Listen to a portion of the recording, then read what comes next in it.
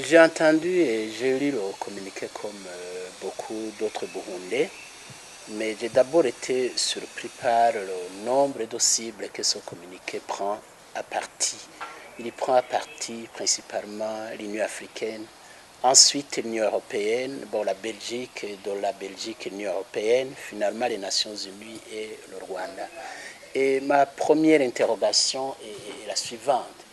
Si, en toute honnêteté, tout ce monde-là œuvrait pour les intérêts du Burundi, œuvrait pour les intérêts du peuple burundais, je me demande s'il n'appartient finalement pas plutôt au gouvernement du Burundi de s'interroger. Je parle du gouvernement parce que le communiqué émane du parti CNDD-FDD, mais les choses étant ce qu'elles sont, il n'y a pas d'eux entre le gouvernement et le CNDD-FDD. Deuxième interrogation. Ce communiqué prend à partie des partenaires jusque-là privilégiés du Burundi. Je vais parler de la Belgique qui nous a porté à bout de bras, de l'Union européenne qui nous a financièrement, techniquement aidé depuis pas mal d'années sous beaucoup d'aspects, de l'Union africaine qui a toujours été à nos côtés, des Nations Unies et du Rwanda. Ça fait quand même 10 ans que ce parti est au pouvoir.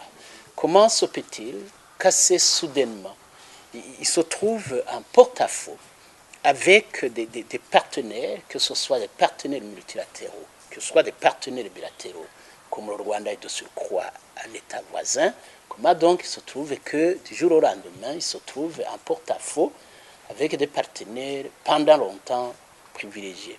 Et comme par hasard, cela arrive au lendemain d'un processus électoral dont tout le monde a eu à déplorer les nombreuses irrégularités, au lendemain d'une volonté affirmée de piétiner, de détruire, de mettre au rencard l'accord d'Arusha.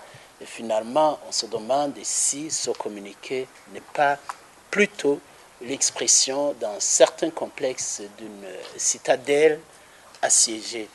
Cela est classique en histoire. Lorsque des gouvernements sont en difficulté, ils en appellent toujours à l'union sacrée du peuple et ils doivent trouver des boucs émissaires.